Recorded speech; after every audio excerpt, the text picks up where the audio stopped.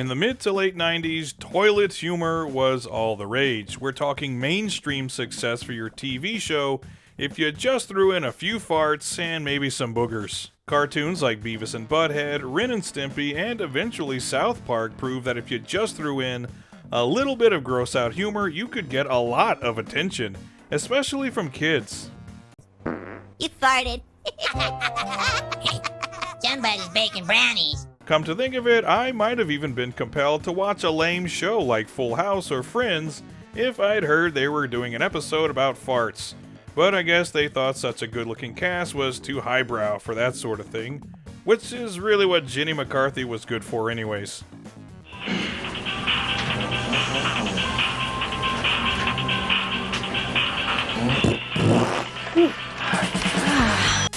I mention all of that because it's a good rationale for why a game like Boogerman was ever made. It's because my generation could think of nothing funnier than the body's naturally revolting processes, which the developers at Interplay were well aware of when they crafted this game. They took a look at the gameplay of various platformers on the market at the time and asked themselves, how can we make boogers and farts work in this scenario?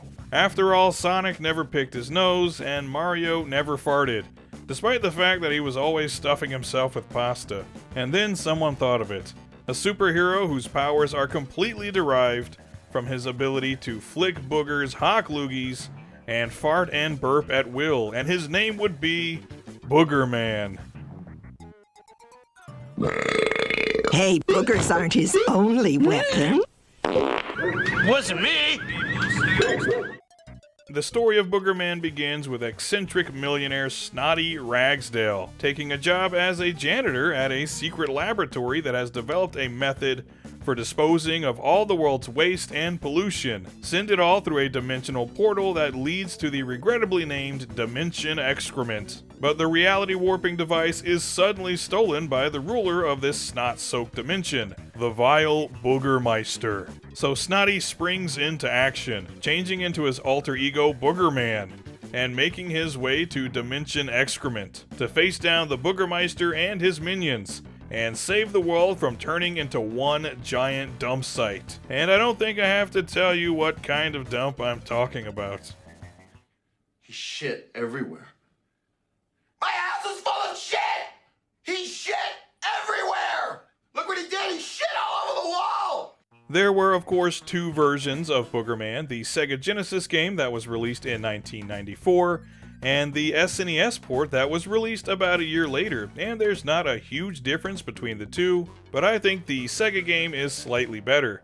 Plus, when I think wacky 90s American video games, I think Genesis, so that's the one I decided to play. The game consists of 5 different areas, each containing 4 levels, and a boss fight against one of Boogermeister's underlings. And each level is filled with a variety of gross enemies like booger goblins, fart ghosts, and pus monsters, which I especially like because they pop when you kill them. It's like one of those Dr. Pimple Popper videos, extremely disgusting but oddly satisfying.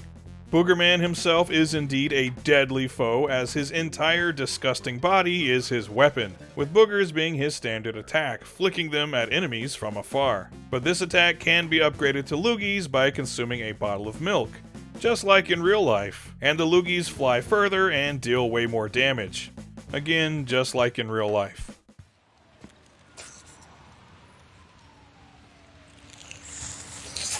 That one touched the ground. That one touched the ground. Your secondary attack comes in the form of gas, a burp when standing and a fart when crouching, and both can be powered up for a devastating long-range attack. But you have to be somewhat conservative with your gas, as you can run out. Luckily though, you can find cans of beans in each stage to replenish your gas, and you can even eat a red-hot chili pepper for some flaming gas, even allowing you to fly for short distances. Yet again, just like in real life. I want to know what you're going to do with that.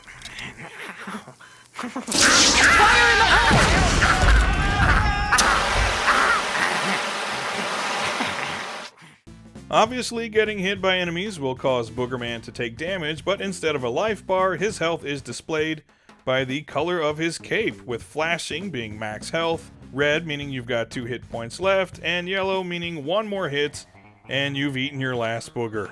I really like this as it keeps your HUD from being too cluttered, and there's already a few things up there anyway. And overall, I'd say this is a fairly easy game, or at least for the most part, but it's also a very enjoyable one.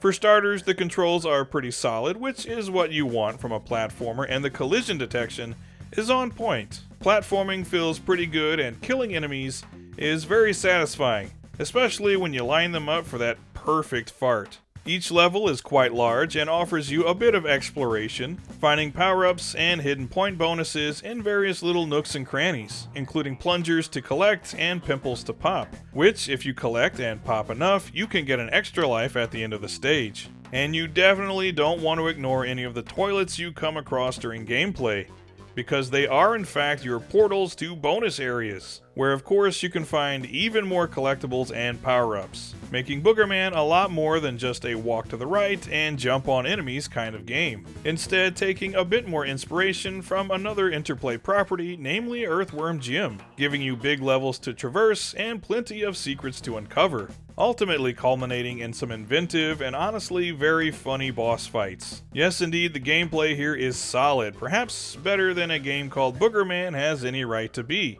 But hey, there it is, one of the better platformers of its generation, with gross out toilet humor at center stage. Damn, the 90s were awesome. Fine. Ugh! Holy... It's not so bad. Smells like discipline. Gameplay aside, the most striking thing about Boogerman is definitely the visuals, which once again seem to take a page out of Earthworm Jim's playbook, looking more like a cartoon than a traditional sprite-based 16-bit game. And that's because Boogerman also utilized actual hand-drawn animation for its various characters and creatures, making for some very exaggerated yet fluid movement. And Boogerman himself has a ton of different idle animations and funny mannerisms, whether that be when farting, eating boogers, or shouting his trademark catchphrase. The stages are all unique from one to another, with elaborate designs and a ton of detail in each background. Each filthy, slimy, disgusting background. The music is also quite good, definitely having a funky drum and bass heavy sound that suited the Genesis perfectly. And the entire soundtrack was composed by Matt Furness, who has a ton of credits to his name, but most notably worked on games such as The Lost Vikings, Mickey Mania, and a personal favorite of mine, Fear Effect. So you know the music was always going to be a highlight, and of course we're treated to a myriad of great sound effects.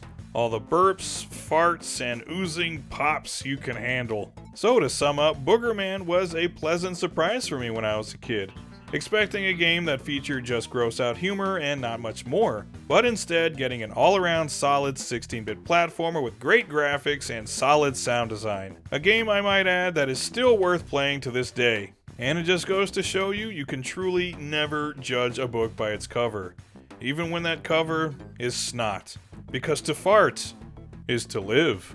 Godspeed, Boogerman, your game is awesome. I'll be back.